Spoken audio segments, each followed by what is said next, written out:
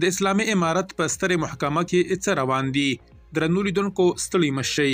د اسلامي امارت سترې محکمې د دوانۍ یا دوشنبې پر ورځ د هیواد په محکمو کې د فساد او کمیشنکارۍ په اړه خبرداری ورکړی او ډیروي چې ځینې کسان د محکمې په نوم له وګړو څخه پیسې اخلي یا د ادارې د یوې خبرپاڼې په خپرولو سره ډیره کړي چې رشوت ورکوونکي، رشوت اخیستونکي او هغه کسان چې د دوی ترمنځ منځګړیتوب کوي ټول به مجازات شي.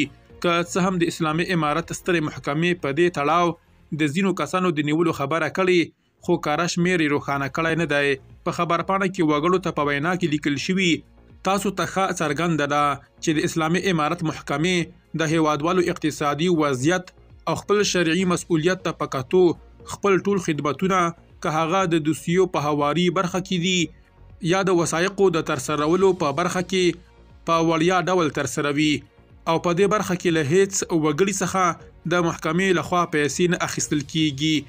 خو له دې سره سره بیا هم ځینې فریبکاران او مفسدان د ولسي هیوادوالو له ناخبرۍ څخه په ګټې اخیستلې سره د محکمې په نوم پیسې اخلي چې ځینې یې د سترې محکمې لخوا نیول شوي هم دي. د وګړو ګڼه ګوڼه او دوسیو ته د ژر رسیدو لپاره د هیواد په محکمو کې فساد ډیر شوی دی او وګړي هڅه کوي چې د پیسو په ورکولو سره د کمیشنکارانو له لارې خپلو قضیو ته د ژر رسیدو لارې چارې ومومي. یو شمېر سرچینو هم راپور ورکړی چې د اسلامي امارت په بندخونو کې د بندیانو د شمېر ډیرېدو د فساد کچه ډیره کړې ده او ځینې قاضیان د بند د مودې لګولو په موخه د بندیانو له کورنیو پیسې اخلي. د یادولو ده چې د اسلامي امارت په اداره کې ګڼ شمېر کسان له اسلامي امارت سره د مخالفت او د سیاسي لاملونو له امله بندیان شوي دي.